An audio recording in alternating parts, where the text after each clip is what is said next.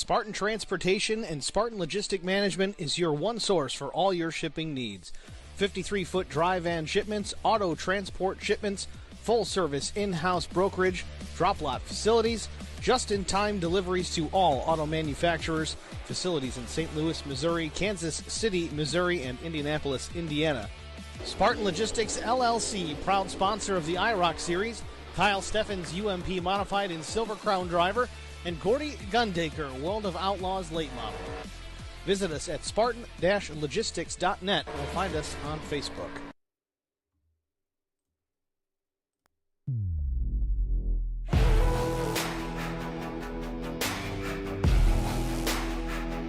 You under my skin, closing up to the edge. No story to spin, set to enter the stage.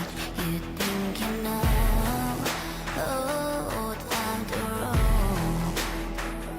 You under my skin, closing up to the edge. No story to spin, set to enter the stage. You think you know, oh, time to roll.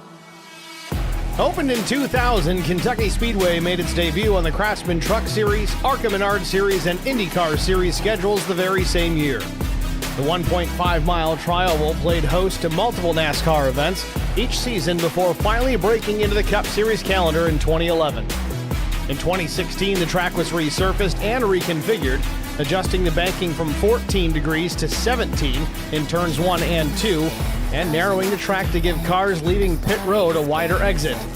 The new pavement was artificially aged by 5 years to give the track some character, and safer barriers were added to the remaining parts of the outside wall that didn't already have them.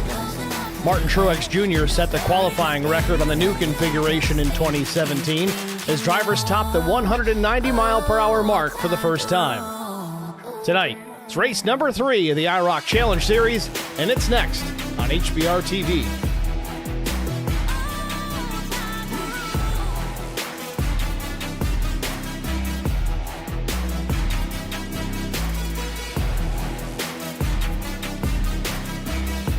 Good evening, everyone. Welcome to the virtual Kentucky Speedway.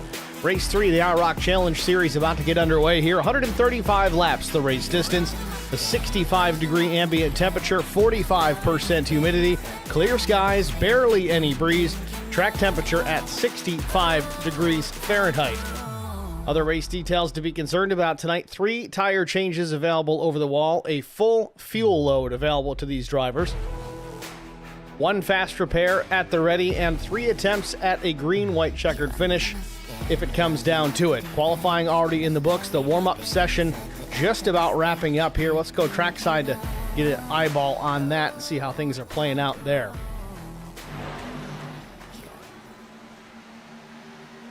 Top time so far, Chris Mefford, then Chuck Sweeting.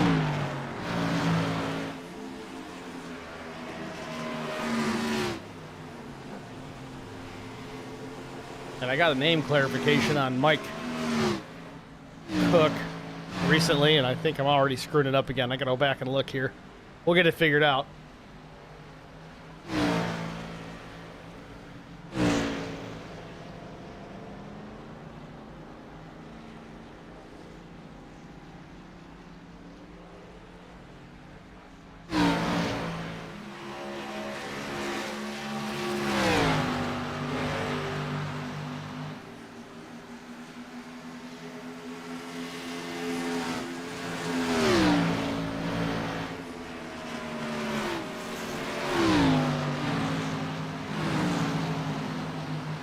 Well, hopefully somebody can help me out. I know somebody told me last time we had a race here in the IROC Challenge Series, proper pronunciation of Mike Cook, Mike Koch. I'm not sure. I think Koch was the updated abbreviation or pronunciation for that matter. I could be completely wrong, but somebody let us know. We'll get it squared.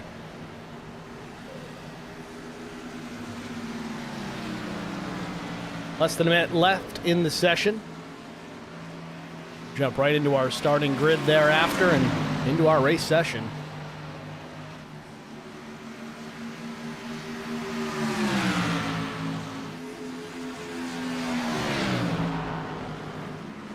And take a look at the schedule going forward. Of course, we've got Kentucky Speedway tonight, then Phoenix Raceway next week. Watkins Glen International on the 16th. Unfortunately, I'll be traveling for that particular week. Unless they got a barn burner, we'll not likely be covering that one on tape delay.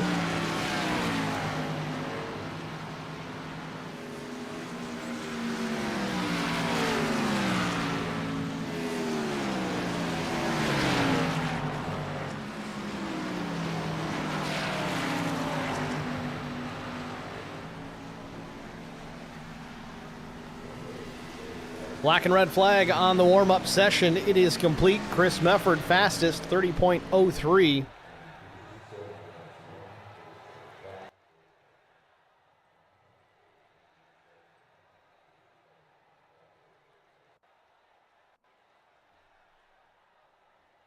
With that, it's time. Let's take a look at our starting grid. On the pole position with a lap time of 30.149 seconds. It's the 49 of Adam Petit.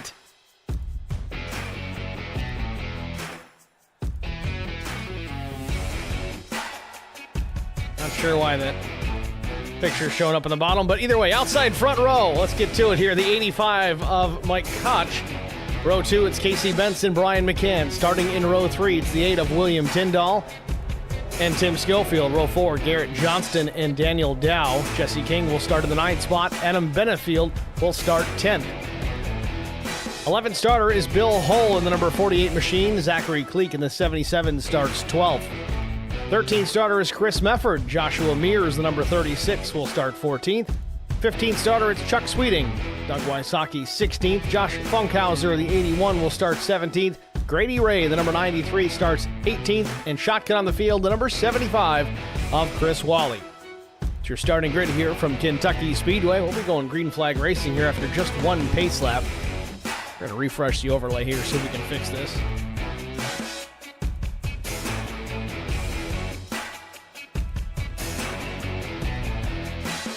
There we have it.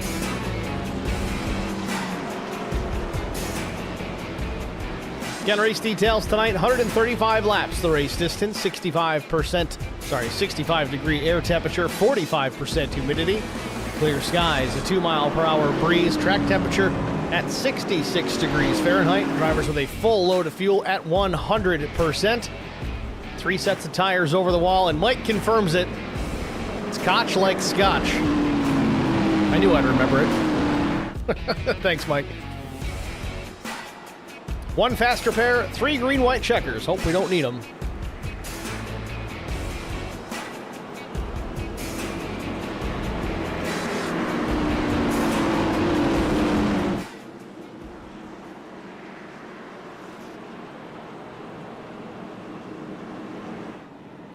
Field rolling through 3 and 4, getting ready to be driving these cars into turn number 1 in anger. 8 machine William Tyndall backing off there in the 3rd row here, trying to get a run. It looks. Got to get tightened up there, William. Pace car is in. Green flag. There it is, green flag in the air.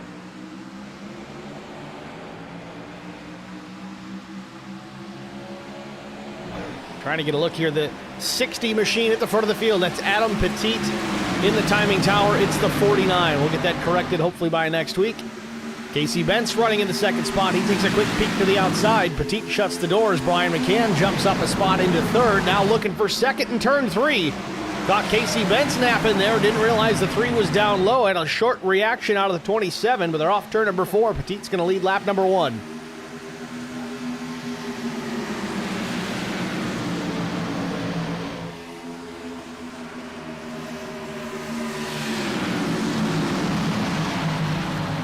Top 2 putting some distance on McCann already. A couple of car lengths in the rears is the 3, but keep a close eye on Brian McCann as tires warm up, tire temperatures come up, pressures come up. So is Brian McCann's pace typically. We'll see if he can reel these guys in as the laps wind down. Behind McCann, side-by-side battle for the 4th spot. That's Mike Koch and Daniel Dow. Koch in the number 85 machine in the Yoo-Hoo Camaro. Loses the spot. Dow jumps up into 4th and trying to get 2 for 1 here as he's looking to the inside with Brian McCann, but nothing doing. Half car length the advantage for the 3.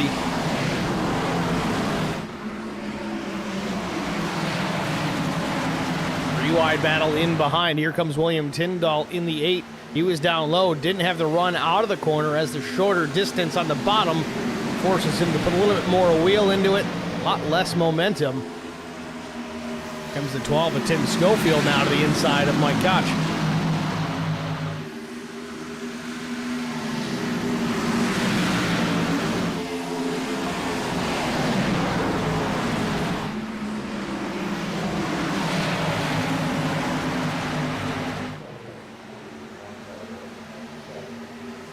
Schofield taking a peek to the inside and runs him down to the grass, does the 28 of Daniel Dow.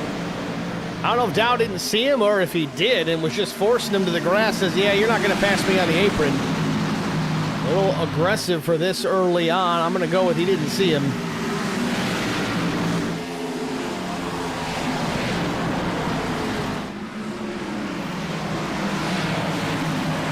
Top two running away with it right now. Adam Petit, Casey Bentz, the top two. 5-6 car lengths now back to the 3 of Brian McCann. Let's go on board with Brian.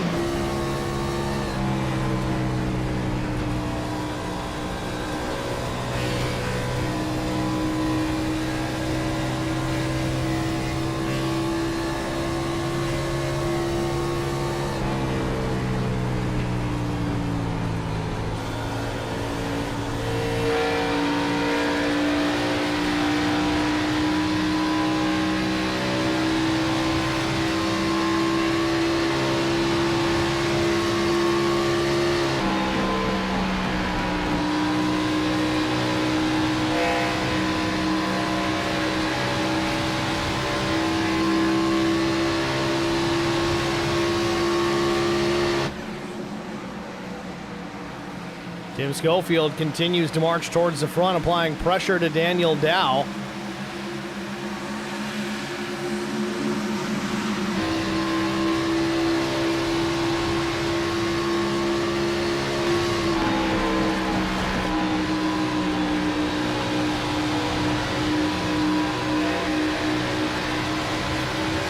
Schofield gets to the inside. Had a bit of a run on the exit of turn 2. They go down into turn 3 now. Dow sticking to the outside. Schofield had a lot of wheel into it, into turn 3. You can actually see the front tires turned in. Scrubbed those right front for sure. Cost him some momentum as well as Dow hangs on to the spot.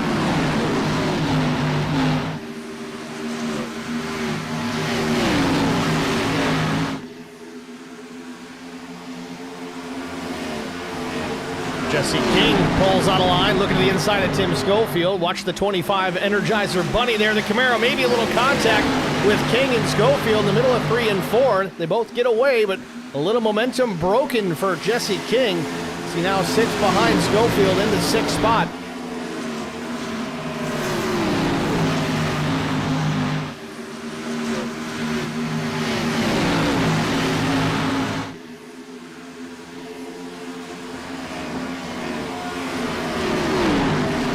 Jesse King running just ahead of the 9 of Adam Benefield.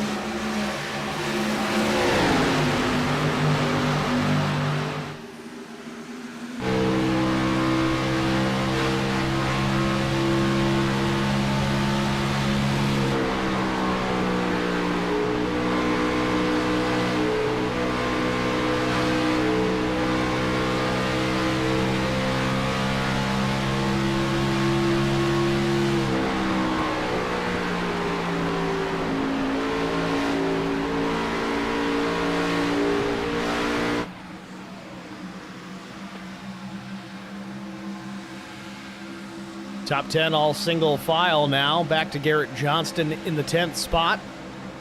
And here is 11th, Chuck Sweeting in the 57, but behind him, Chris Mefford working his way now to the inside on Josh Mears, the 36 Coca-Cola entry up top. And then the 77 of Zachary Cleek in behind. That's for 14th.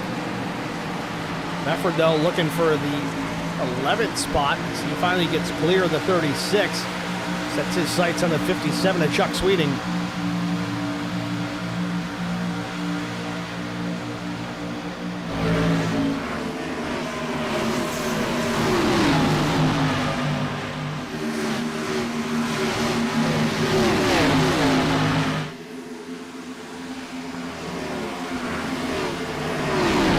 Schofield and Daniel Dow going after it yet again. And Jesse King, though, looking at the back bumper of the 12. He wants some of this action as well on a turn number 4, 3-car battle. This would be for the 4th spot between these 3 drivers.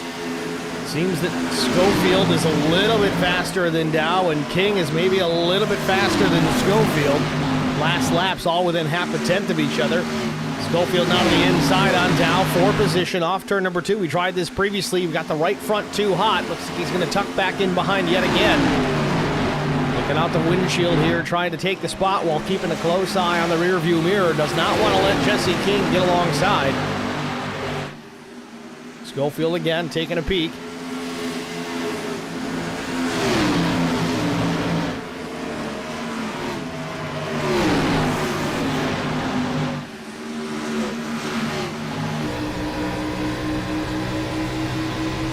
Almost some contact down the backstretch.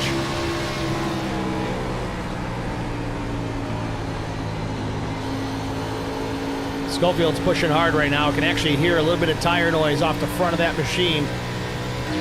Crossover from Dow. The Schofield had it, but Dow goes back in the inside now, looking for taking the spot back. Wants to be inside the top 5, not just the bottom of it. Meanwhile, Jesse King in behind both of these drivers, watching it all unfold. Driver's eye cam on board the 25. Jesse out of Jasper, Texas. Rides in behind Dow.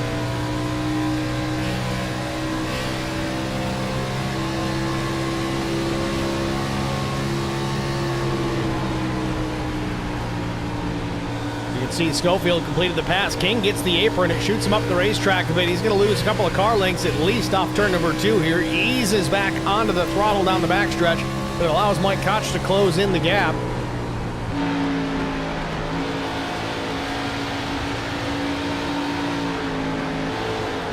Oh, Jesse up the racetrack in the fence. Maybe some contact with the 85. That was a close call. King lost the nose on the exit of turn number 4. Might have got the safer barrier a little bit. Might have traded some paint there with Mike Koch in the 85. Everybody continues on, but Jesse King back to the 9th spot now.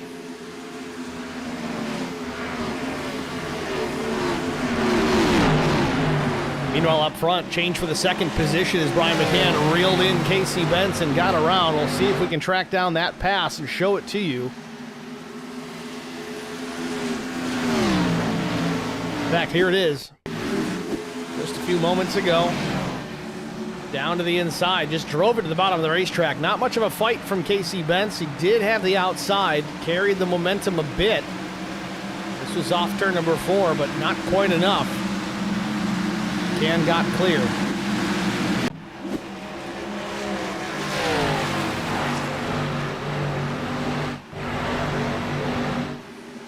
Top 5 getting strung out just a bit. Further back, even top 10. A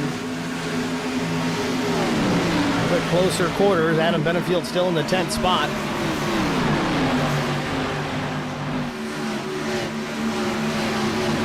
Bill Hull and Chuck Sweeting side by side. This for the 11th position. Bill Hull in the 48. It's clear of the 57, so Hull now 11th. Sets his sights on the 9. Wants to jump into that top 10.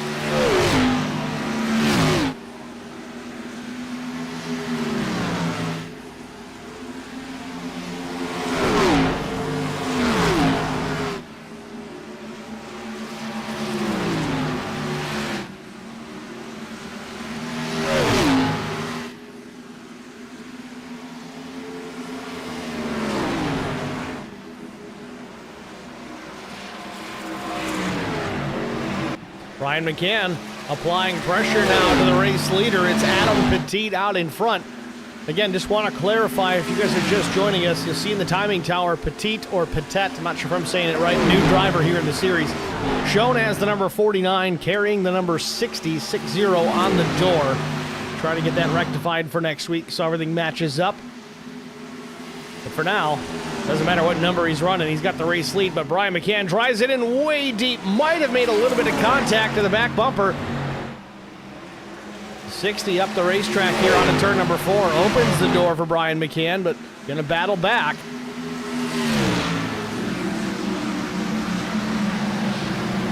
Side by side down into turns 1 and 2. McCann into 3 on the bottom of the racetrack. Up top, it's Adam Petite trying to defend that race lead and doing so successfully, at least for the time being. Holding off a hard-charging Brian McCann. McCann drives it way down the bottom of the racetrack. Bit of a slide job by the 3, takes the spot. We'll see if we'll catch the crossover off 4. Petite pulling the draft here, looking to the inside. McCann throws the block. Brian McCann, new leader, lap 25 here at Kentucky.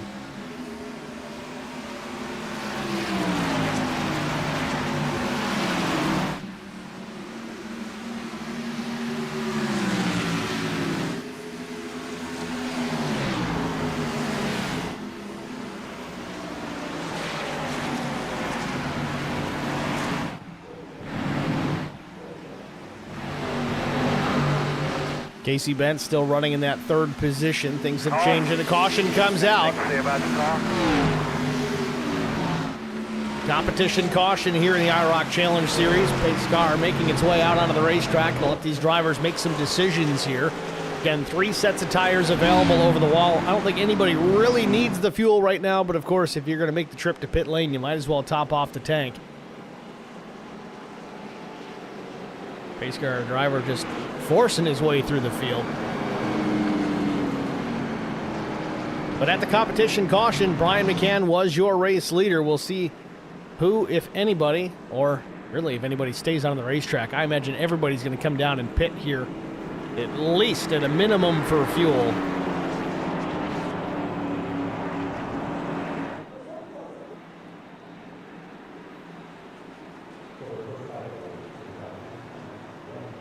There you have it. McCann, Petite, Bent, Schofield, Mefford, everybody coming down to pit here. 19 cars here in the race tonight, every one of them on the lead lap, and every one of them going to come to the attention of their pit crew for fuel and possibly tires. McCann's going to put the right sides on at a minimum here. We'll see if they roll around to the lefts and make it a 4-tire change. Sunoco race fuel going in. Indeed, 4 tires for McCann. Drops the jack. He's down and away, and he's going to be first out of pit lane. McCann wins the race out.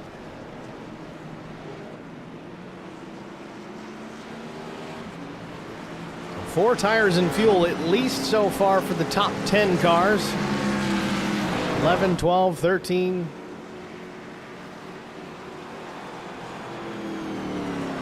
Grady Ray just leaving the pits here. Long stop for the 93. Jesse King still in the pits. Gotta wonder if he's just trying to get some repairs made. We did see a slight bit of contact. Chuck Sweeting in a similar boat didn't catch his issues, but he did spend a little bit extra time on pit lane. Jesse King doing the same, as we said, just trying to get things straightened out the best that he can on that race car. Certainly a fast repair is available, but didn't need it really in that instance. Was not significant contact, but he did flatten both sides of the race car. Right side's in the safer barrier, the left side's in another car. That was Mike Koch to be specific. King's going to restart here. Shotgun on the field.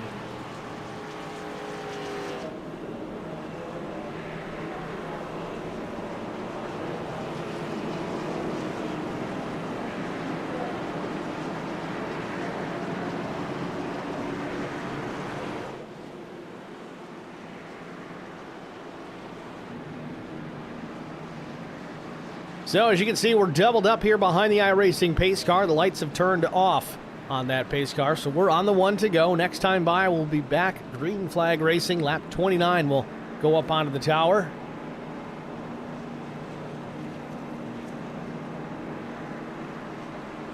Todd Cleek in the chat says, "Let's go, Cleek. Too slow." Got to get out there and push him, Todd. Where are you, buddy?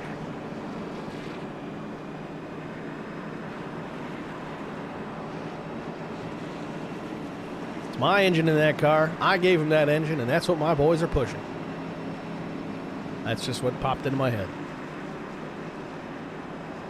The joys of ADD.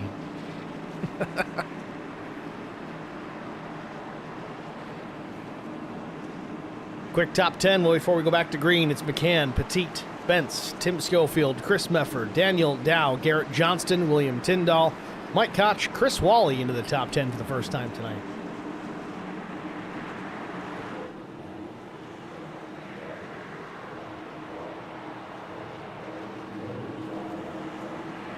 Green flag.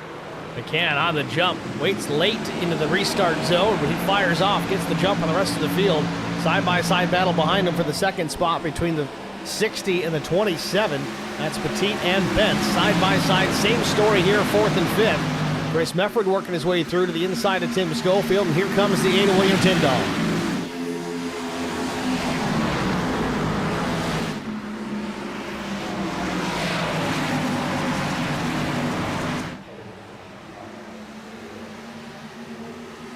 Back to the stripe. McCann's going to lead the lap after the restart. We still watch this fight between the 46 and the 12.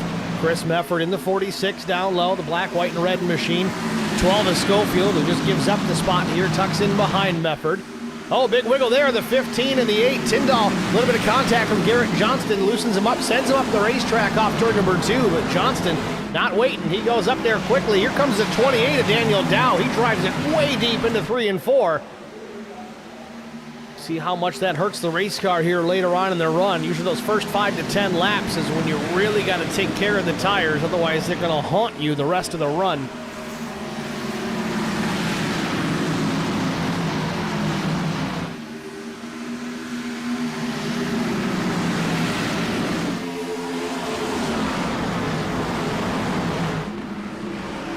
Bentz hung on the outside. Now Chris Mefford's going to make the move around the 27. He's going to start hunting the 60 of Petit.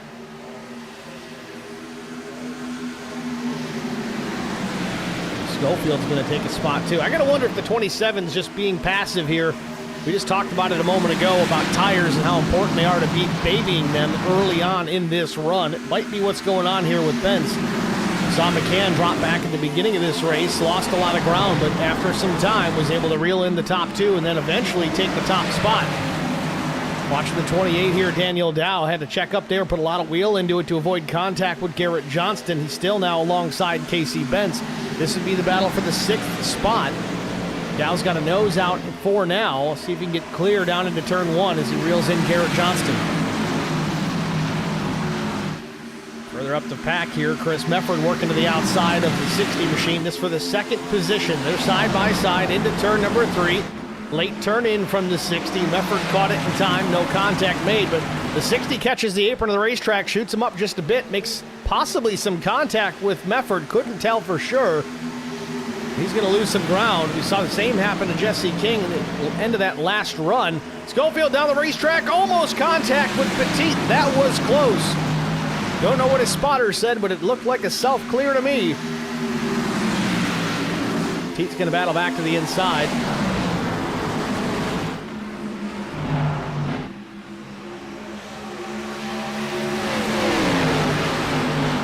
Great battle here in the top 5. Schofield trying to hang on to the spot. That's 3rd that he's at right now, but he's putting pressure on Brian McCann as Mefford jumps to the race lead.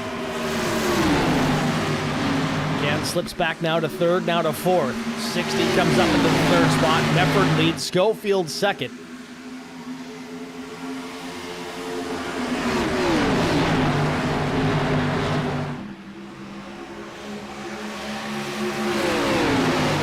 McCann trying different things here. Works to the outside, trying the top lane, see if he can build some speed up top without burning off that right front. Top 3 all single file relatively. Here's the 28 though with Daniel Dow. Side by side with Garrett Johnston. Off turn number 2. Johnston tucks in behind. Now takes the spot from McCann as Brian McCann's now in the 6th spot, but not for long. Jumps down to the bottom of the racetrack. Gets alongside Johnston.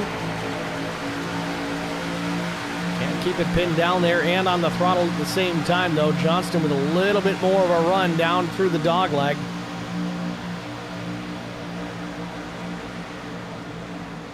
Schofield losing the spot now to Petit again as the 60 regrouping. Put some distance on the 12 down the backstretch here. 4 or 5 car lengths back to third. Schofield now in trouble here, looking to the 28 of Dow, closing in as well.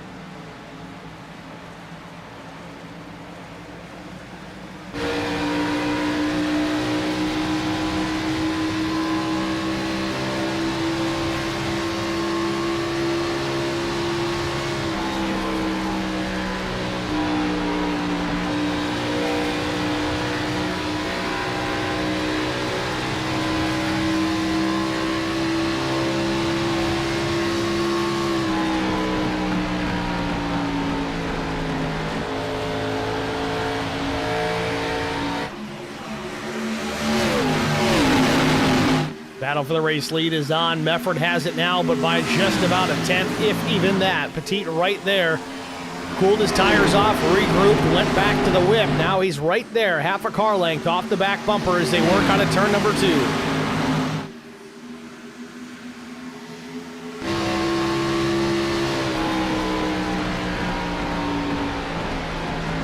Mefford drives it deep into 3 and 4.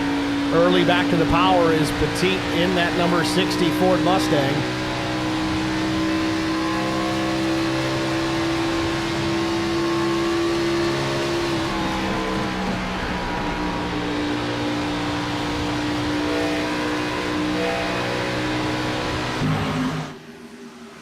Back to the back straightaway. Mefford trying to hang on to that top spot, but the 60's got position into turn number 3, drives it to the bottom of the racetrack. Straddling that new, fresh pavement patch they've got there in the middle of 3 and 4.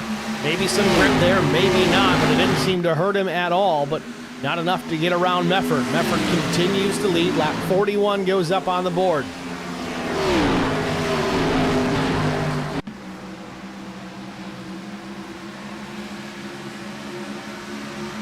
Great battle for the race lead. Back and forth, back and forth. Petit not able to get past and clear of Mefford, but man, is he sticking with him, and the caution is out.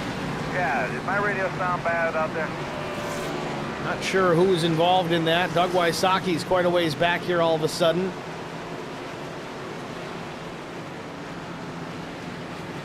Not really getting an indication as to what triggered this, but 77 seemed a little slow, so we'll start here and see if we can track this down.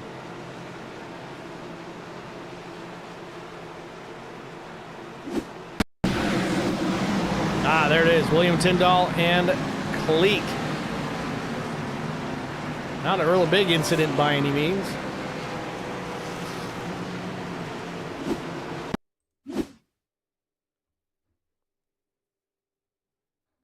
Tyndall gets into the left rear. It's the 77 of Zach Cleek. Just gets him crossed up and off pace enough that the iRacing system threw the yellow, but puts us under our first caution for cause of the night.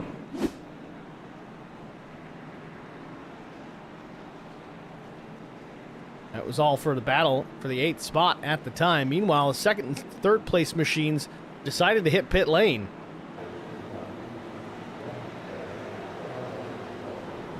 This is going to get them off sequence here. I can't see them putting another set of tires on. They only had 3 over the wall to begin with. We're still not halfway. They changed a set at this last pit stop. This should put them on a different fuel strategy, get them a little bit off cycle with everybody else. And he's going to put tires on. I don't know if I like this idea. Mike Koch in the pits. So 4 tires and fuel here for Adam Petit, pole sitter tonight. They just took tires here at our competition caution. That was about lap 25, lap 26. So that just leaves 1 set of tires left for the number 60. Interesting. And Daniel Dow did the same. Looks like he put tires on as well, as did Grady Ray.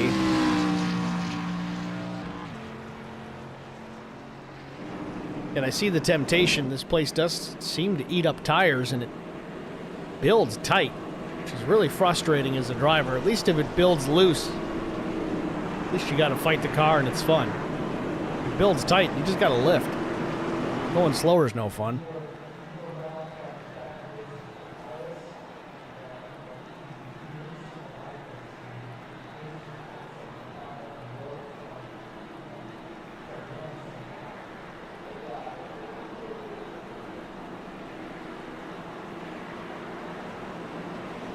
Got Albert Anderson in the HBR TV chat, says, it'll be interesting to see how that plays out for the 60.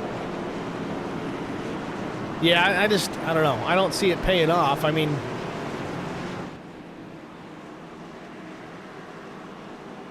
anything's possible, I guess, but if we run a long green flag run here, which kind of seems like we're gonna, that incident that we just had here, our first caution for cause, and we're still 20 or so shy of halfway.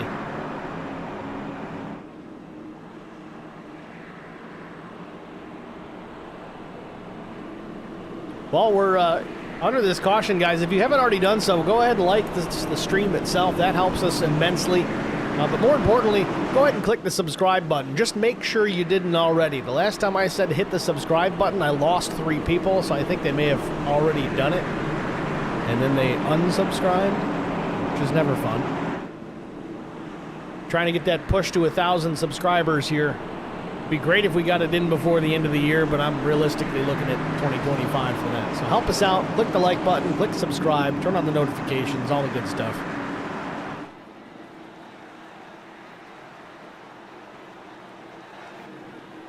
Pace car is in. Wait for Barney to drop that green flag and get us back underway from Kentucky Speedway. Race 3 of the IROC Challenge Series.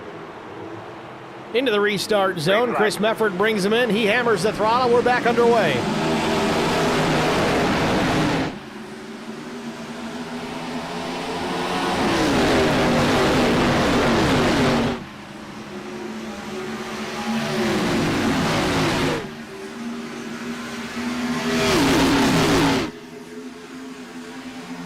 And just like that, a battle for the race lead. Mefford and McCann side by side through 3 and 4. Chris Mefford top side, McCann down low.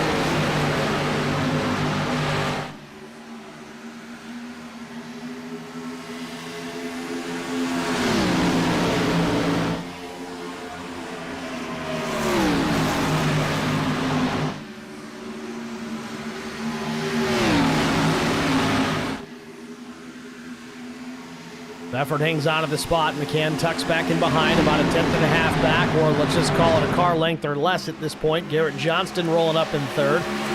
Schofield 4th. Casey Bentz running into 5th spot. The only Toyota in the field tonight.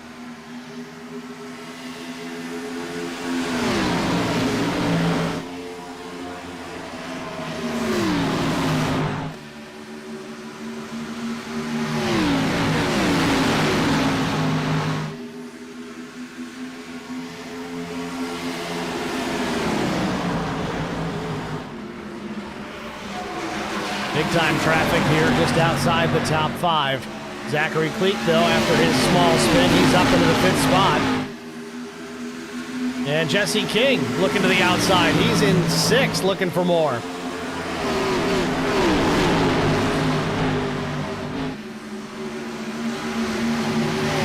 Casey Bentz closes the door on Jesse King with a 3 wide onto turn number 2. Dow in the middle, and then the 36 of Josh Mears down low.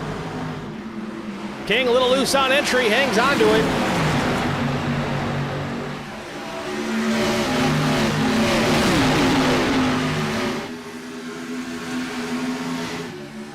Jesse King either not happy or trying to give Bentz a bit of a push. Just a few feet between the two of them at this point as they roll back through turns 1 and 2. King in the number 25 Energizer car. Tyndall slips up the racetrack, hit the apron, closes the gap to the 57, almost gets into him. Crossover from King on Bentz as they roll back into the corner. Side by side, King now on the low side. Bentz up in the middle. They're going to close the doors. Cleek is on the top side there. Bentz has to check up. Opens the door for Chris Wally as he gets into the top 10.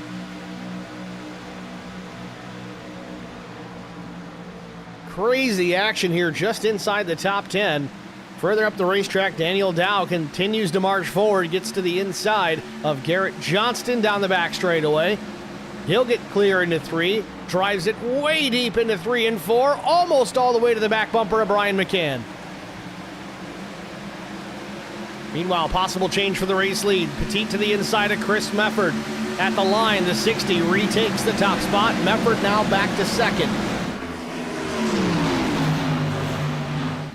Some new names here tonight in the IROC Challenge Series, and they're making those names known fast right out of the gate.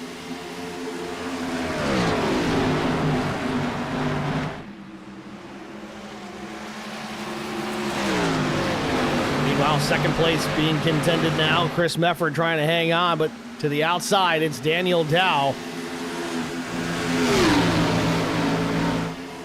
Again, you got to keep in mind those top 2 now, Adam Petit, Daniel Dow. They made a pit stop at lap 42, and they did take a full set of tires all the way around. Their second of 3 sets were burned. So they're going to be real fast now, just considering that tire differential with the rest of the field, but it's going to come back to these guys later on. They're going to have to fight the race car on old rubber with only 1 set left over the wall.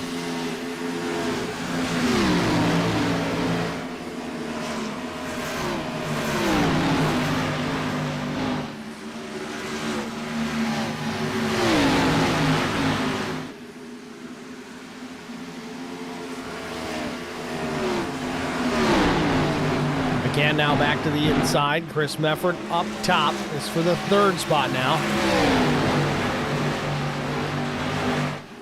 Really the most realistic battle to look at right now. Again, those top 2 on much fresher tires by comparison.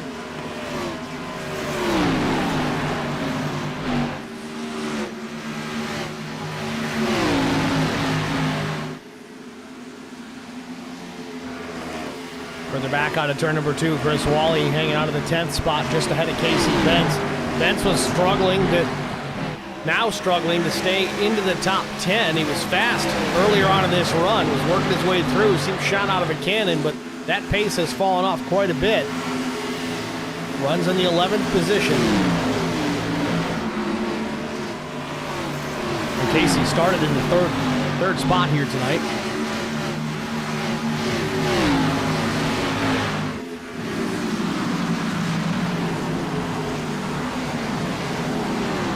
Battle for position. Bill Hull trying to hold off the 9 of Adam Benefiel.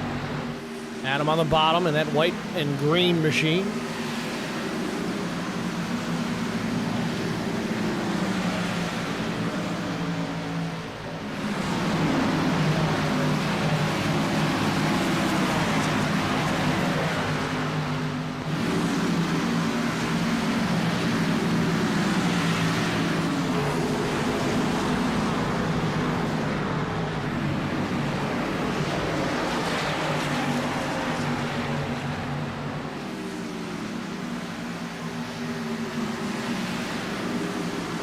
Zach Cleek was running up in the top 5 there not that long ago. I don't know if there was an issue out on track, but the 77 has fallen back to the 17th position in relatively short order. Meanwhile, behind Zachary Cleek, Grady Ray, the number 93. We keep seeing him blink in and out, losing connection.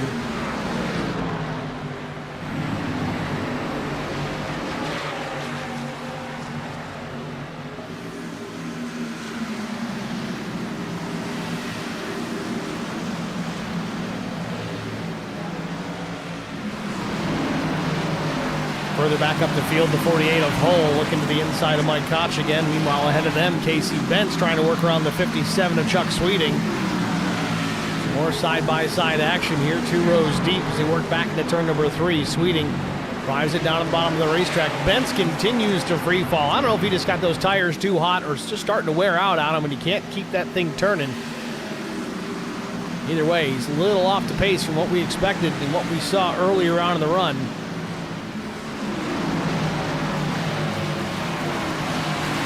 Ken Couch in the chat says, sounding better, Steve. Hope you're feeling better. Yeah, I'm about 98% here. We're still hanging on just a tiny bit, but definitely on the mend. Thanks, Ken.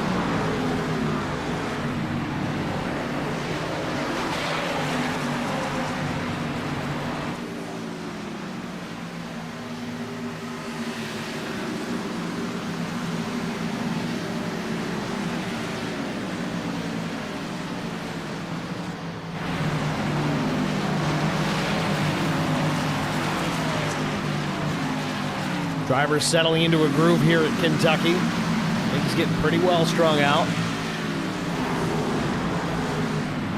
While Wally in the 10th spot trying to pick up the 9th position from the 8 of Tyndall.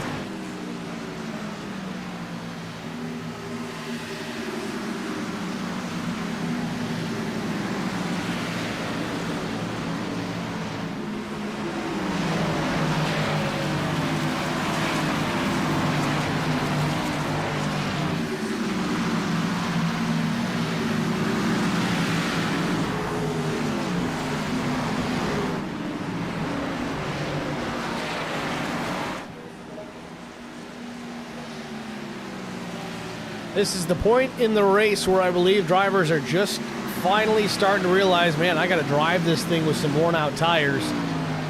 When do we get an opportunity here? It's going to be a bit. Again, last pit stop coming at lap 26 for the majority of the field. A few made a stop at lap 42. Ironically enough, only 2 of them were able to power through the field to the front. That's Adam Petit, Daniel Dow. Then William Tyndall, he pit at lap 42. Looks like that was a fuel-only stop, though, for the 8. Then Sweeting and Koch, they also pit at lap 42.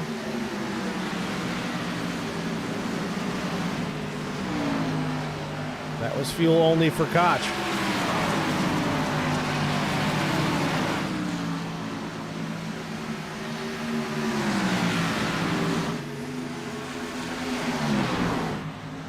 Zachary Cleek has slipped now to the 19th position. Not sure if he's dealing with some connection issues as well, or if that's just Grady Ray ahead of him. We've seen the 93 blink out quite a bit.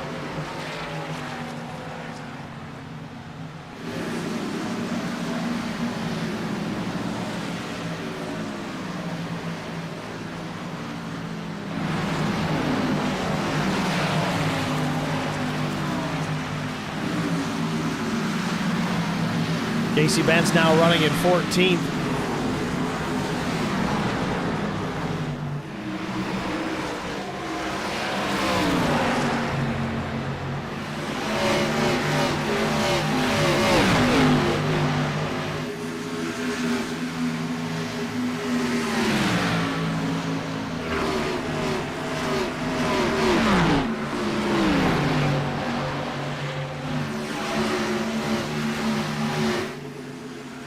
Garrett Johnston, Tim Schofield side by side as they work into turn number 3. Schofield on the bottom.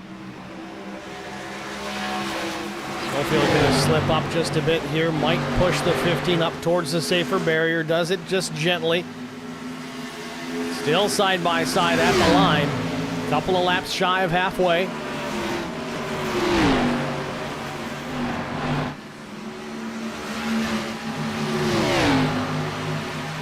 Schofield hangs on to the spot for the time being. Meanwhile, other drivers working towards the front.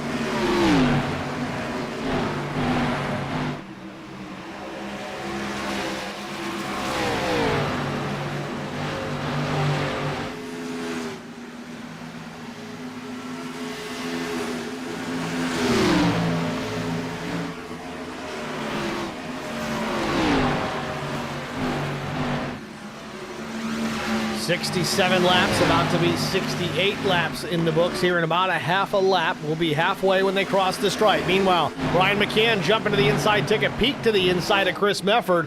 Tried to catch him sleeping, but no avail for the 3 right now. He still runs 4th. They work out of turn number 4. Might just be a matter of time. They cross the stripe. We're past halfway here at Kentucky Speedway, meaning we're going to step aside, get a quick HBR TV side-by-side break out of the way, but we'll be back. You won't miss a moment after this. I met Marcos Garza when we were doing radiothons for St. Jude Children's Research Hospital. We needed sponsors to help us raise money, and he's always the first one to jump in. I would describe Marcos and his team as upstanding, someone you can trust, and he is just a genuine guy. Marcos has been very generous. He has a genuine concern for people. You need somebody that cares about you. And that's what Marcos is, and that's pretty much what this firm is. The Garza Law Firm. Let us help.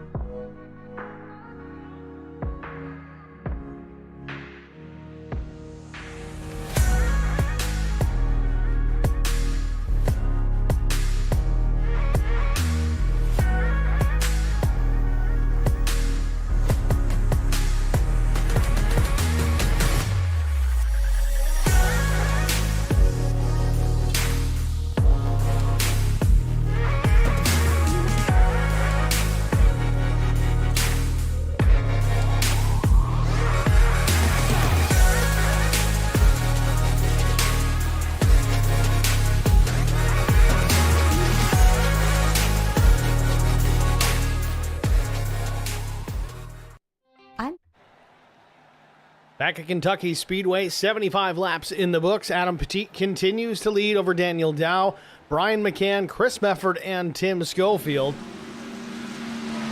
Right now, it's not even close. 2.38 seconds back to second place. And that's Daniel Dow, and he's got about 3 seconds back to Brian McCann.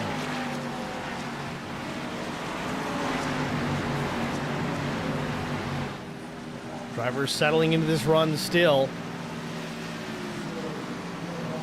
Again, the majority of the field made a pit stop here at lap 26. Some drivers going to pit right now. In fact, Jesse King's one of those. Makes the left turn down pit lane.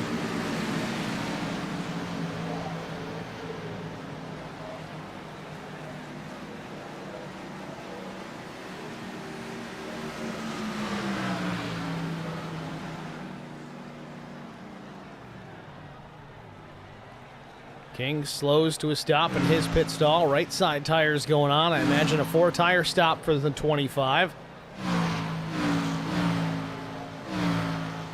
There it is. For Goodyear Racing Eagles. Sunoco Race Fuel drops the jackies down and away.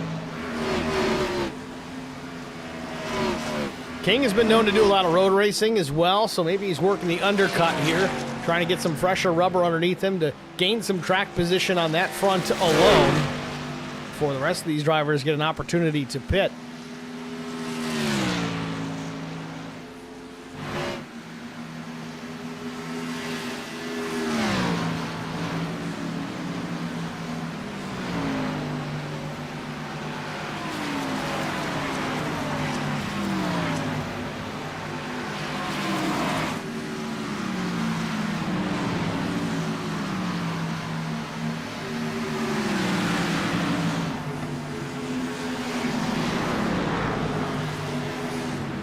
This stage of the race, everybody seems somewhat content to run reasonably single file. Mike Koch going up the racetrack, though. Wally applying some pressure to William Tyndall. This would be for the 7th spot.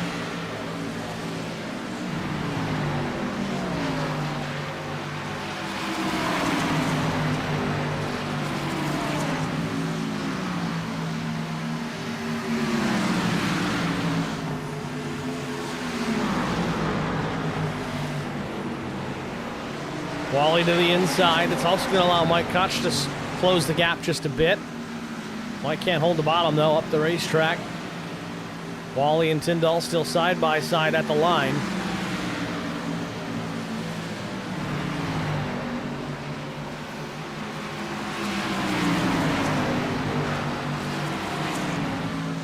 Just to give you guys an idea of the tire fall off here. Some other drivers are making their pit stops. But Brian McCann, his fastest lap of the day so far, 30.74. His last lap, a 32.24. Pretty significant. By comparison, race leader Adam Petit with newer tires by comparison. His last lap, a 32.13. So yes, he's still running quicker by just under a tenth and a half, but those lap times have reasonably equalized. Again, this long stretch of green flag run not really falling into the hands of the top two that made that pit stop at lap 42, 40 laps ago. Meanwhile, Chris Mefford pulls down pit lane. He's going to take his second set of tires.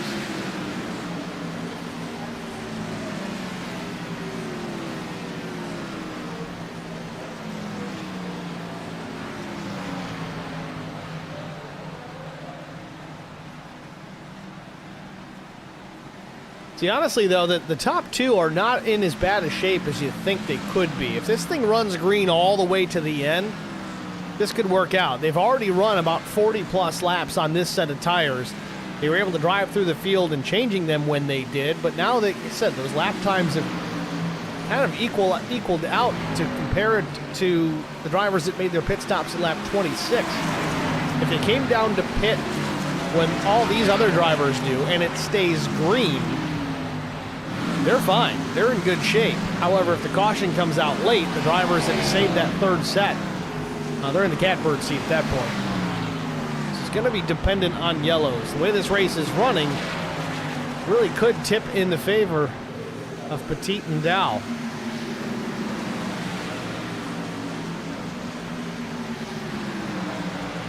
Some effort now shown in the 19th position. A few cars a lap down now, but again, this is all through the pit cycle. Some green flag stops finally.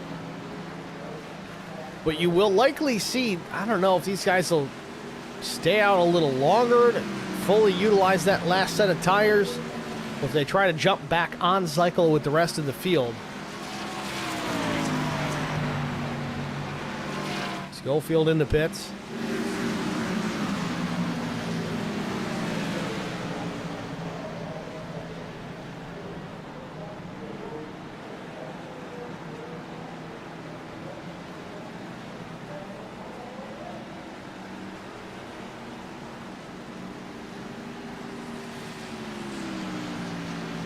Brian McCann now pulls off of turn 4. He's going to hit pit road.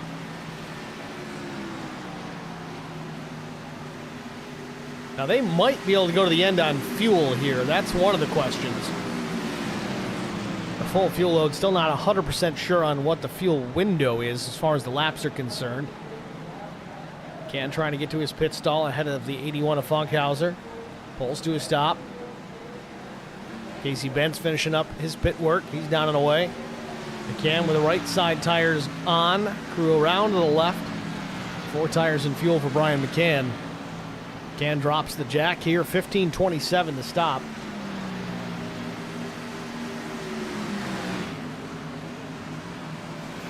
I got to imagine that this may be a trigger here for the top 2 to come down and pit in the next lap or so.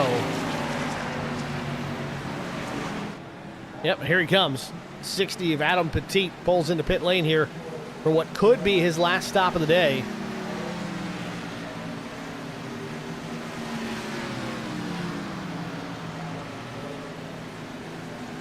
Went 45 laps on this set of tires and tank of fuel.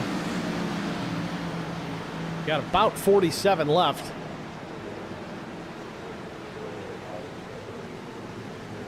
Either way, unless he needs to get some fuel late, he's out of tires at this point. Last set going on to the 60 machine. Mike Koch is taking over the top spot in the meantime. He drops the jack, he heads down the road. 14.9 seconds. Koch with the lead. McCann getting his lap back. So Brian McCann back into the lead lap grouping of cars in the now 9th position. It's the 28 of Dow now going down the lap, and he'll be able to catch up to the 85 rather quickly here after he's put on some fresh tires as well.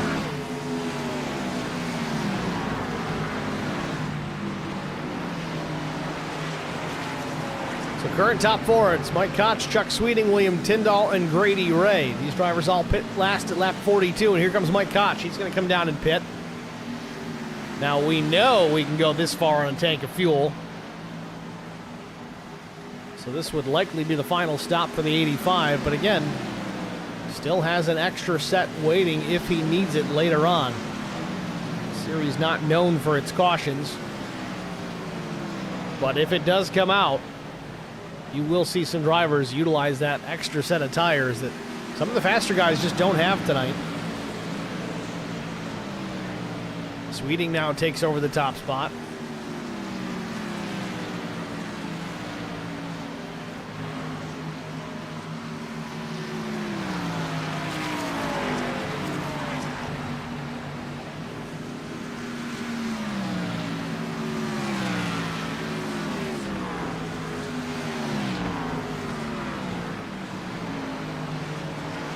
As it stands right now, still a couple of drivers needing to make their final pit stop. Sweeting's going to do that right now. I would assume Tyndall's going to follow him here in the next lap. Tyndall wants to get a lap led here. Can't say I blame him.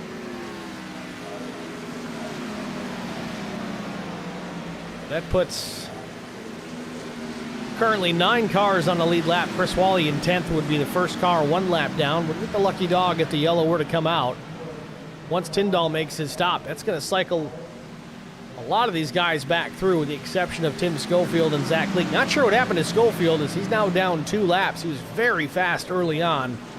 Gets one of those laps back right here.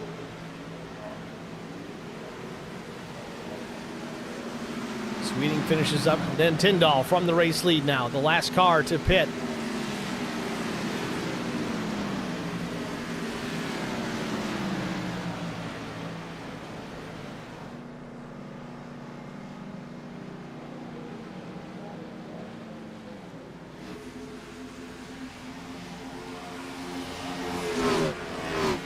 So with Tyndall pitting, that's going to give Chris Mefford back the race lead. He was able to cycle past the 60 of Adam Petit. 4-tire change for Tyndall. The battle is on for the race lead. The 60 goes back to the inside here, looking for the top spot.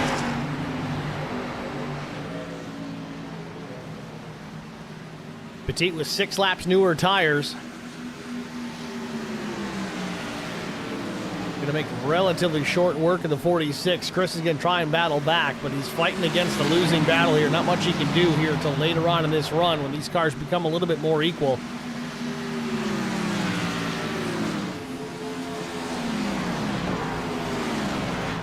So looking at the tower here, we've got now 16 cars back on the lead lap. William Tyndall in 16th. He is 25 plus seconds in the rears, but nevertheless still on the lead lap. We're just shy of 40 laps to go here from Kentucky Speedway.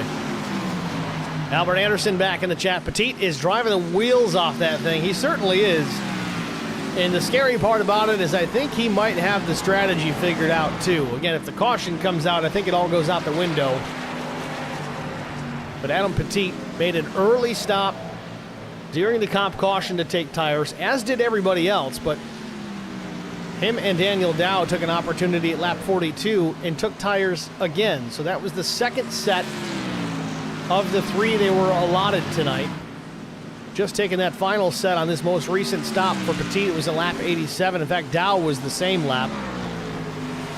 They can definitely make it to the end on fuel. They can certainly make it to the end on this set of tires because, well, they don't have a choice.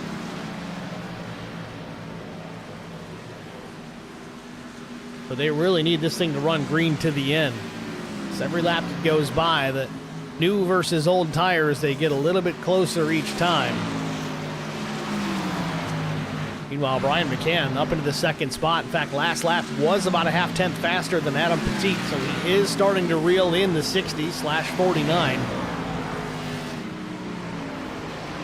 Brian McCann fast almost everywhere we go. He's been tested a little bit this season in this car. But man, does he have the ability to close when these races get towards the end. Top 3 pretty well separated. Petit, the race leader, about 2 seconds back, Brian McCann. McCann was faster yet again the last time by. Befford third, Johnston fourth, Daniel Dow runs fifth. Jesse King hanging tough there in that 6th spot. 7th is Chris Wally. Bill Hull up to 8th. 9th is Mike Koch. 10th, Chuck Sweeting. Further down the line, 11th, Adam Benefield. Doug Wysocki, 12th. Funkhauser runs 13th. Casey Bentz, again, was fast early, but now runs in the 14th spot. Loses that now to William Tyndall. Tyndall jumps up to 14th. And then the last car on the lead lap, it's the 36 of Joshua Mears.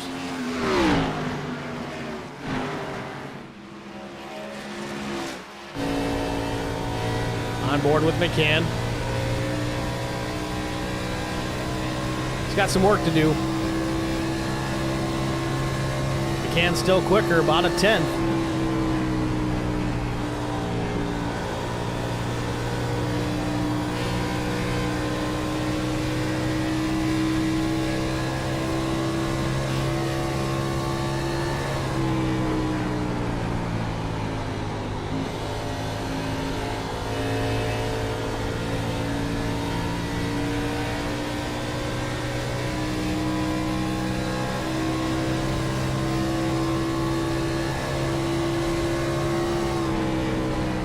Time Petit took it back. A couple of tenths faster for the 60.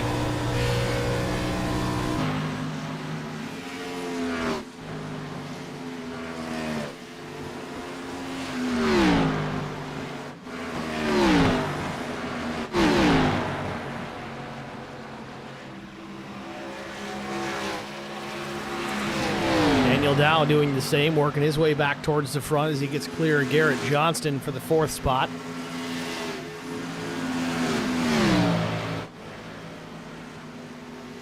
Then there's Jesse King back in P6, kind of all by his lonesome. Nobody up front, nobody out back, just kind of running qualifying laps here. And he's saving fuel here. He made his pit stop at lap 75, so he may have some work to do to make this thing all the way to the end. Tried to short pit for the tire advantage, but it may have killed him in the fuel department. Let's ride on board and listen to him do this. This is the lift and coast.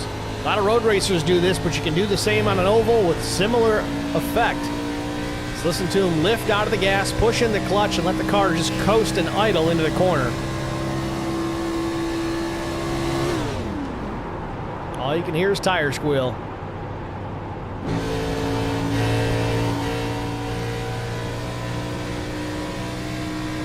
Jesse King might have a problem if we run green to the end. Chris Wally just waiting to pick up another spot here. Bill Hall back in the 8th position in behind Wally, a few car lengths back.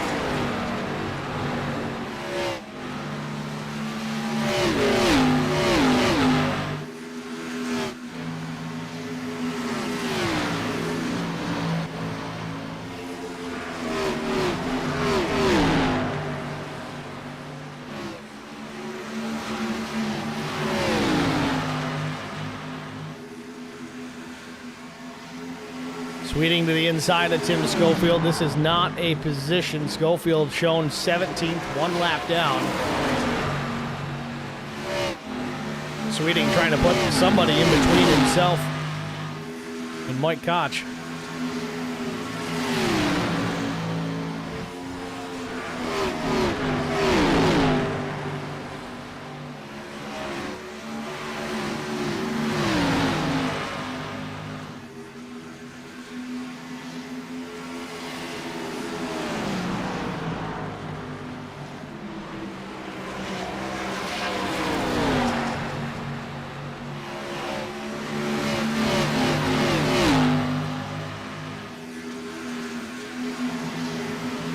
Laps to go here from Kentucky Speedway. Adam Petit still out front. 2.5 seconds back to Brian McCann. And again, Petit has just set sail here, running some quick laps. In fact, he's still under 32 seconds. At the line, does he stay there? Just a little bit slower, 32.10 to McCann's 32.02.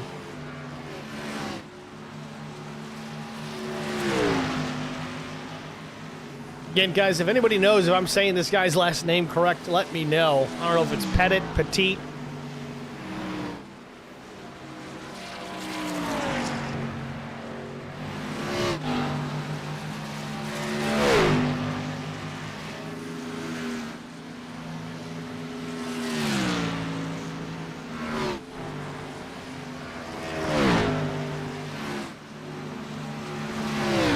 Last car in the lead lap, it's the 36 of Joshua Mears.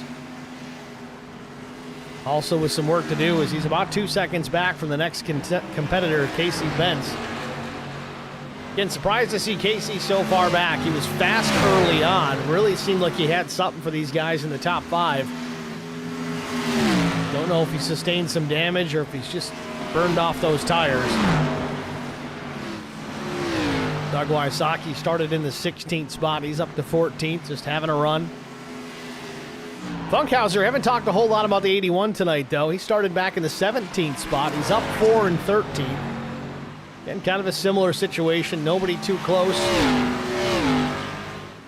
Out front or in back. William Tyndall, however, running in 12th. Down a few spots here. Started in the top 5, finds himself 12th. Looking for more. Car length and a half, maybe 2 off the back bumper of Adam Benefield.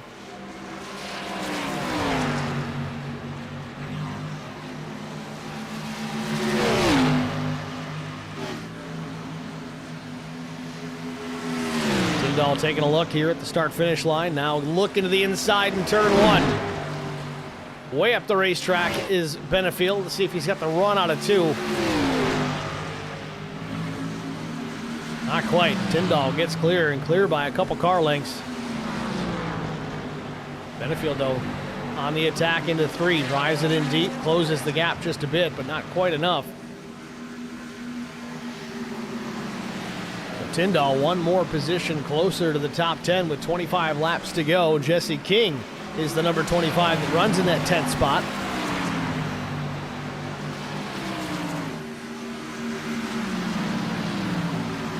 Mike Koch running in 9th, Bill Hull in 8th. Chris Wally runs in the 7th spot. Chuck Sweeting having a day. Started 15th up to 6th. Would love to crack that top 5, but he's got work to do. He's got 6.6 seconds to make up on Garrett Johnston if he wants to do it.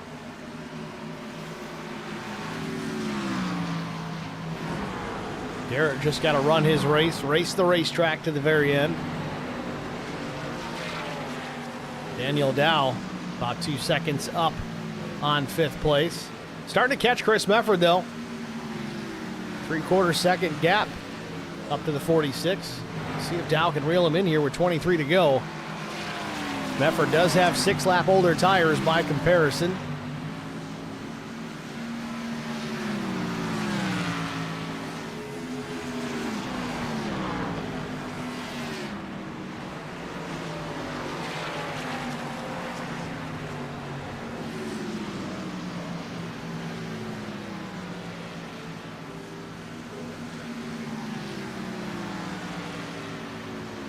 Dow really smooth here. Pulls another 10th off that gap.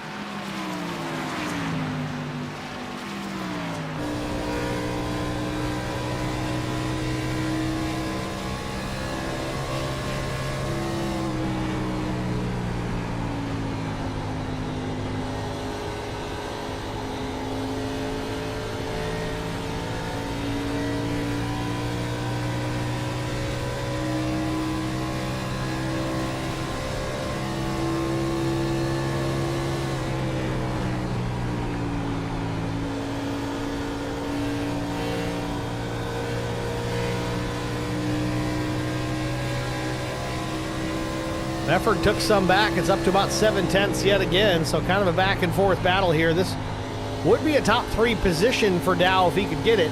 Chris Mefford not likely to give it up easy.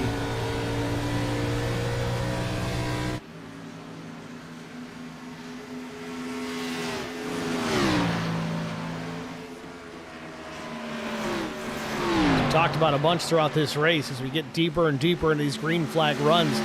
Tire advantage becomes less and less of an advantage and more just kind of an equilibrium between the drivers with the older versus newer, especially when we're talking only 5, 6, 7 lap difference. Early on, we saw lap times equaling out even with almost a 20 lap differential between tires.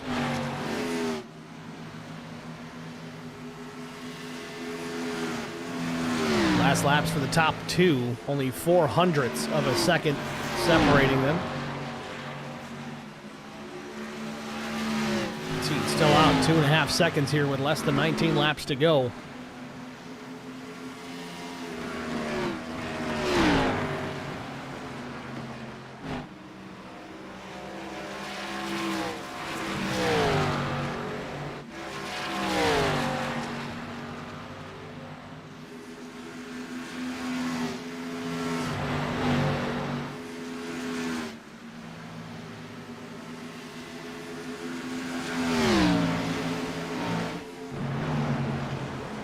Casey Benson, some traffic here with the 93 of Grady Ray. Grady continues to have connection issues. You see that car just disappearing from view. And the leader is right in the mix of this. You got to be careful here. He can drop back in. He still has yet to come back. There he is.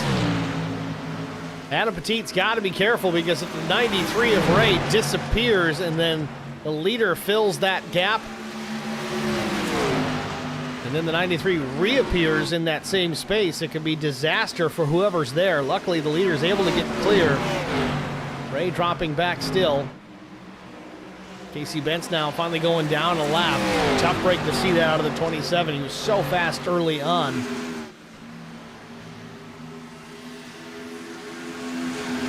A little bit of lap traffic, though, has allowed Brian McCann to cut into that race lead. I don't know if he's going to get close enough here with 15.5 to go. Definitely cut in about 4.5 tenths.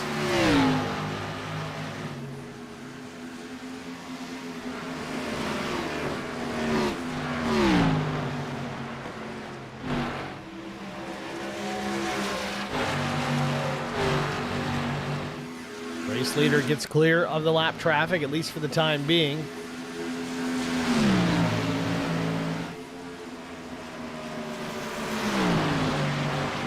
Saki would be the next one. Still a couple of seconds down the track. It's McCann now working with Grady Ray, trying to get clear of the 93. Ray sticks it to the top, at least being very predictable with the exception of the connection issues, but McCann to the bottom. He'll get by and continues to close the gap here. It's now down to 1.85 seconds between first to second. It was 2.5 just a handful of laps ago. McCann was a half tenth faster in the last lap.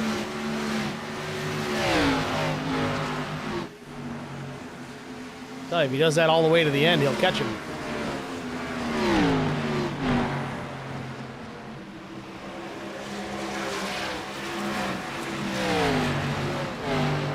Again, now McCann going to reel in some of the same lap traffic that the race leader had to deal with. McCann can get through here without losing too much ground. It's going to be key.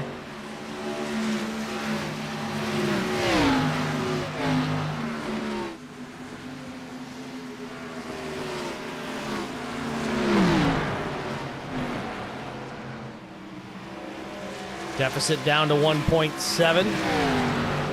McCann picking up another 10th. 12 to go. McCann a full 10th faster that lap.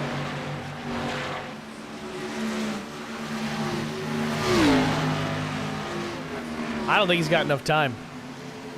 Unless he really picks up the pace here, I don't think the 3's got enough to catch the race leader here and do anything with him.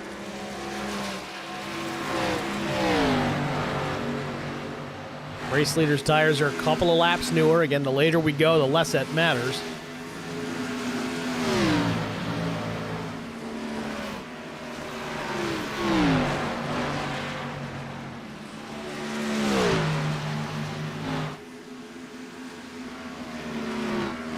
One more lap car between the race leader and Brian McCann. That's Zachary Cleek.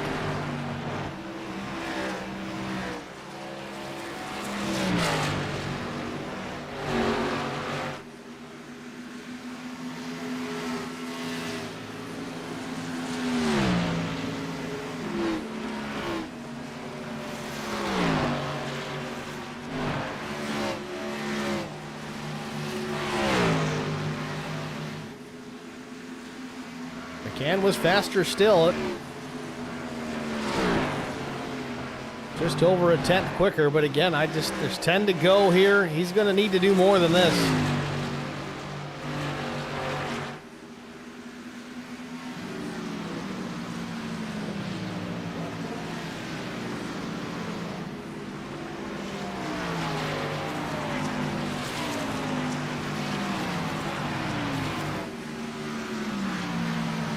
Meanwhile, Jesse King has fallen back just a bit here, running in the 11th spot. Battling with the 9 of Adam Benefield. Again, King was in fuel save mode. Don't know if he's going to have enough to make it to the end. That might be why he's shedding positions, at least now.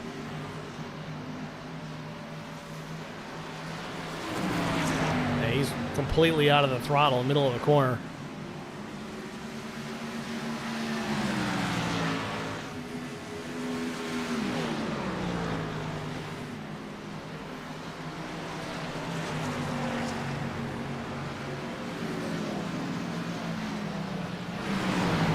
Change of position. Garrett Johnston trying to take it from Chuck Sweeting. Sweeting's going to battle back on the outside.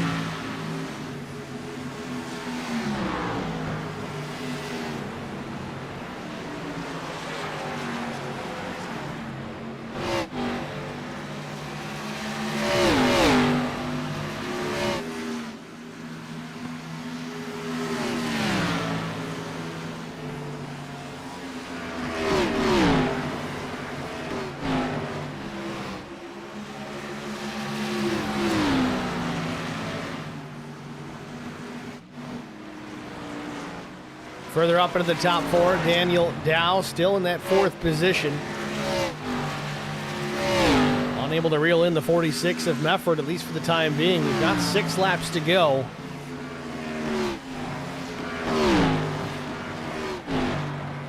Meanwhile, the gap from first to second continues to get smaller and smaller. It's now down to under 1.2 seconds. McCann going to have to deal with another lap car. It's the 81 of Josh Funkhauser. Josh has been known to give the leaders plenty of room. We'll see if that happens here as McCann catches him just about into turn number 1. McCann's already lost a 10th here just from the dirty air from the 81. Funkhauser slips a bit as he hits the bottom of the racetrack. It's going to really hurt the exit speed of the 3. Loses yet another 10th here as they get down into 3 now.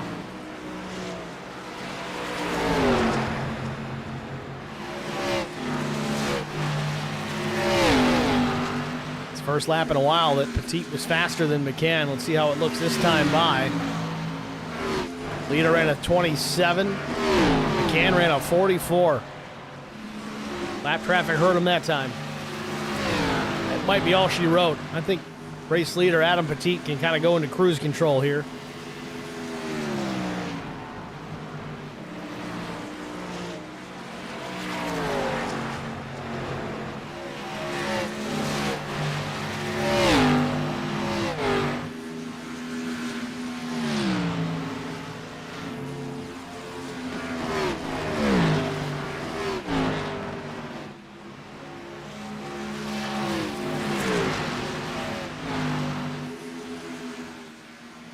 Just like that, though, McCann took back a couple of tenths. Again, with almost 2 laps to go here, I don't see him being able to reel him in, but he dumps it down even further. It's 1.1 through 3 and 4. Plenty of daylight between the leader and McCann, but for how long? Looks like they're going to reel in Doug Wysocki here. The race leader's going to have to make short work of the 34. Last lap, McCann was over a 10th quicker yet again.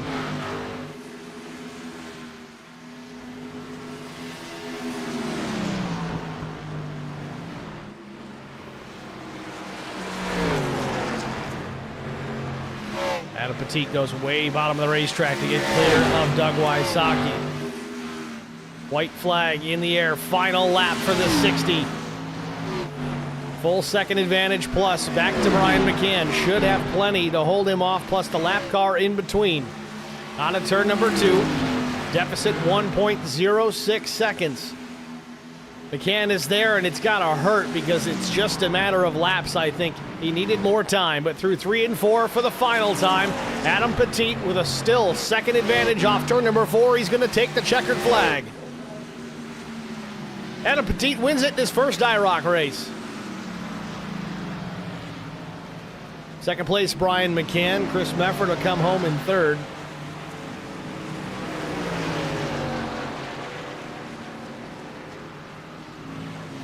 Jesse King still under power. We'll see if he can make it back to the start-finish line. He's been saving fuel for quite some time.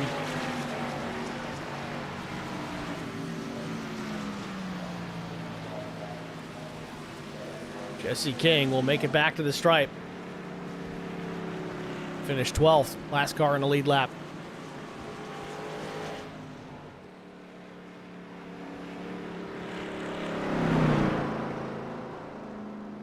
Well, we're going to talk to Adam here in a little bit. We'll find out if I got his name wrong or not. I'm sure I do. It's kind of my thing.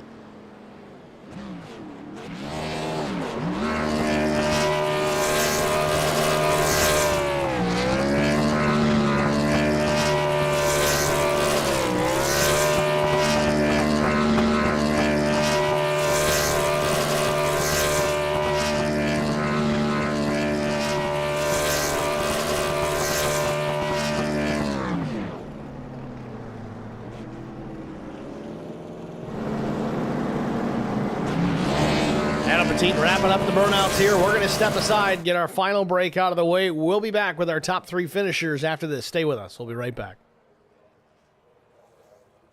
I met Marco Scarza when we were doing radiothons for St. Jude Children's Research Hospital. We needed sponsors to help us raise money, and he's always the first one to jump in. I would describe Marcos and his team as upstanding, someone you can trust, and he is just a genuine guy. Marcos has been very generous. He has a genuine concern for people. You need somebody that cares about you. And that's what Marcos is, and that's pretty much what this firm is. The Garza Law Firm. Let us help.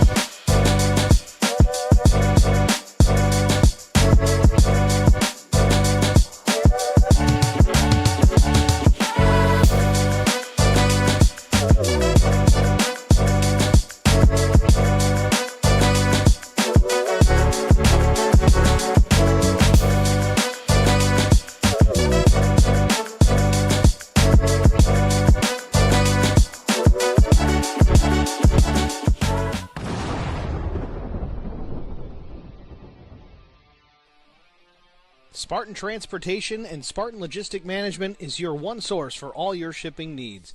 53-foot dry van shipments, auto transport shipments, full-service in-house brokerage, drop-lot facilities, just-in-time deliveries to all auto manufacturers, facilities in St. Louis, Missouri, Kansas City, Missouri, and Indianapolis, Indiana. Spartan Logistics, LLC, proud sponsor of the IROC Series, Kyle Steffens UMP Modified and Silver Crown Driver, and Gordy Gundaker, World of Outlaws Late Model. Visit us at spartan-logistics.net or find us on Facebook.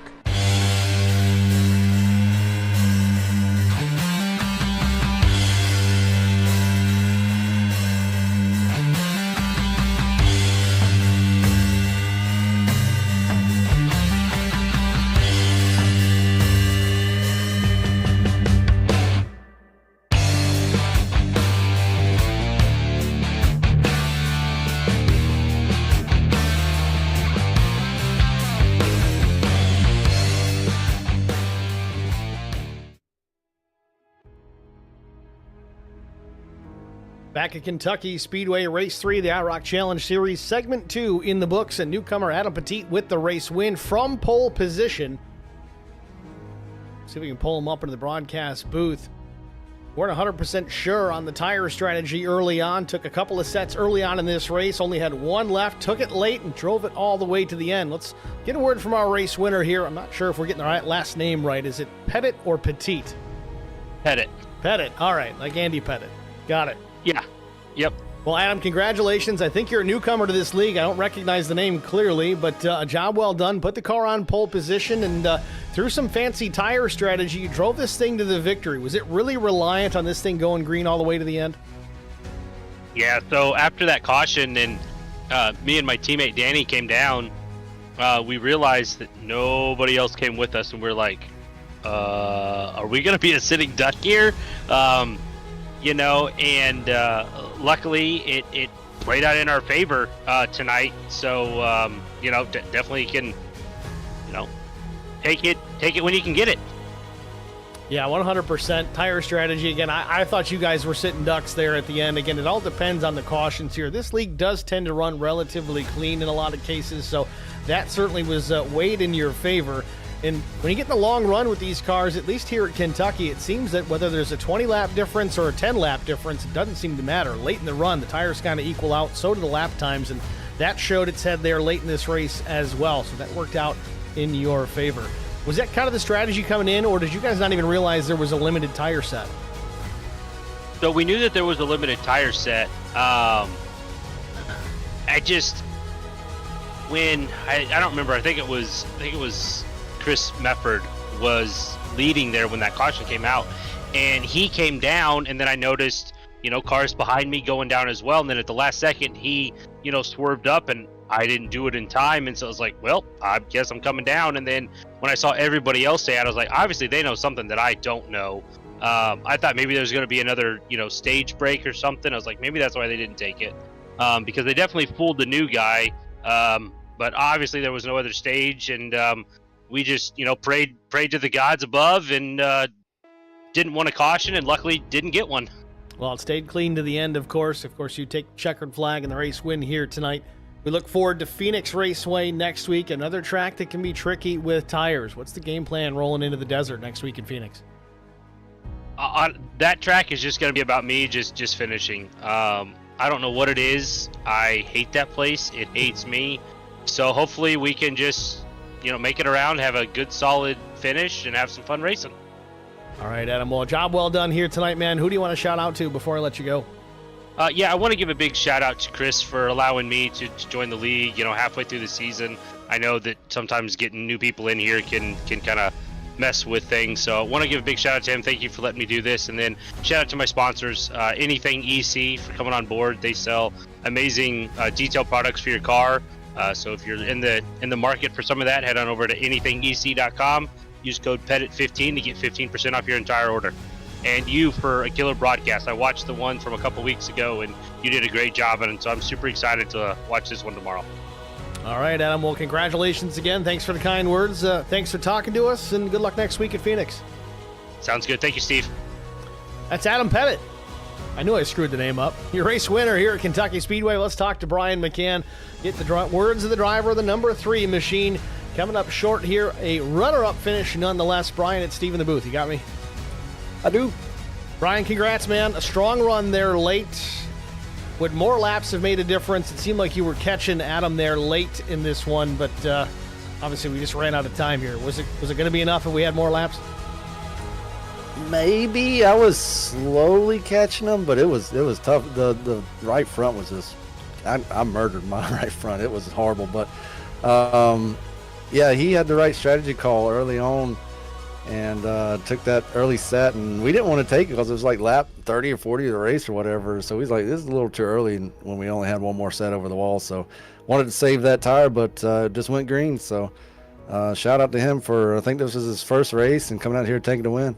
Yeah, I mean, he had some pace, obviously, put the car on pole position, but yeah, that second set of tires about lap 42, it seemed like a bad choice, but big-time gamble, had that last set there late, no cautions to change that strategy. Some of you guys might still have tires sitting over pit wall. Do you got any left?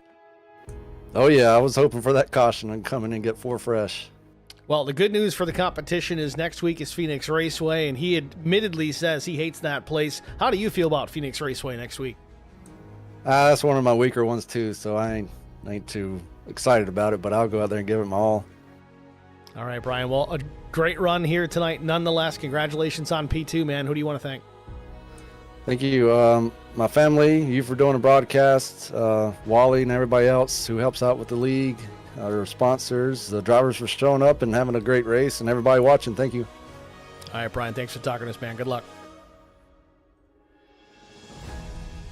Brian McCann, your runner-up here at Kentucky Speedway. We'll talk to Chris Mefford next, patiently waiting in the interview waiting room. We'll pull the driver, the number 46, into the booth. Chris Mefford, long time, man. It's Steve in the booth. You got us? Yeah, how you doing, Steve? Doing good, Chris. Congrats, man. A third-place finish after outside top 10 starting position in 13th. Led some laps here tonight, some great battles, worked your way back through the field. What was really the key difference here tonight? Was it the tire strategy? Yeah, I mean, it was. Yeah, we only had I think, 15, 20 laps on our tires after the first initial caution, not the stage, but the initial caution. And some of the guys pit, and I'm sitting there like, okay, that's way too early to pit because, I want these tires at the end of the race. And when they came back out, even with us having those a little bit older tires, it really showed. So, I had a good long run car. Obviously, Brian did too, and so did everybody else. But I think tire strategy was definitely the key to the night. Well, next week we go from here. We've got tire strategies here at Kentucky. We go to Phoenix next week. Very tricky style racetrack, rather unique as far as the layout is concerned. Are tires going to be a worry next week there as well? I think so. I think in these things they will be. One guy's going to be to watch, which is every week, is going to be Brian. Brian is a very smart racer, and he's very strong with these flatter tracks, as New Hampshire is his and Kevin's favorite track, as we all know. But it's a different track for sure. One is very long, and then 3 and 4, you really got to get in the throttle early, but it seems like it's too early when it's really not. So if you want somebody to watch Brian in practice. He'll be able to show you a line. Well, very good. Chris, congratulations again. Third place finish here at Kentucky Speedway, man. Who do you want to thank? Yep, I'd like to thank you from being back from work. You missed the last race we had there in Bristol. That was a good race, a good result there. Thanks for walling, everybody, putting up with all of us. Congrats to Brian and everybody in the winner. I can't think of who that was. And let's see here, Adam. Yep. Congrats to Adam for winning. The heck of a strategy call for sure. Thanks to Matt for the paint schemes. Looks pretty sharp. And thanks to everybody for having a good race. I think we only have 3 incident points for everybody, so that's pretty strong for this group. Clean night for sure. Congrats again there on third place, Chris. Thanks for talking to us, and if you're running next week, man, good luck. Yep, thanks, Steve. It's Chris Mefford, your third place finisher here at Kentucky. We're going to back out here and take a look at our race results. Of course, we already talked to our top 3 finishers of the night. Adam Pettit, not Petit. Brian McCann was second. Chris Mefford came home in the third position. Fourth place went to Daniel Dow. Chuck Sweeting was fifth. Chris Wally finished in the 6th spot. Bill Hull up to 7th. Garrett Johnston comes home in the 8th position. 9th went to William Tyndall. 10th was Mike Koch. Adam Benefiel was 11th. Jesse King saved the fuel, finishes 12th on the lead lap. Probably not the finish that he wanted, but had to salvage what he could with the fuel he had on board. He was gambling for a caution. Doug Wysocki was 13th. 14th went to Josh Funkhauser. Casey Bentz, after a strong run, unfortunately 15th, 1 lap down. 16th was Timmy Schofield, strong early as well, also a lap down. Josh Muir's 17th. Zach Cleek was 18th. And last but not least, in the 19th spot, the number 93 of Grady Ray. That'll wrap it up for us here as far as the results are concerned. Want to just remind everybody, if you haven't already done so, go ahead and click that thumbs up if you enjoyed tonight's broadcast. We do appreciate that. It's free to do it. It definitely helps us push this out to wider audiences and some more fresh eyeballs. That's not only good for us here at the channel, it's good for the league as well. And we are multi-streaming, so don't just do it for one. Go over to the other and do it there too. So IROC TV for one of them, HBR TV for the other. Hit the subscribe as well. We're on the run to 1,000 subscribers. Certainly trying to get that done here by the end of the year. I don't know if we're going to get there. It's a pretty tall order, but if not that, first quarter of 25, I think we should be able to get that done. Last but not least, congratulations again to newcomer Adam Pettit, taking the race win for his first race here in the IROC Challenge Series. And thank you guys all for tuning in. I'm Steve Singer. We'll see you guys at the next one. Have a good night.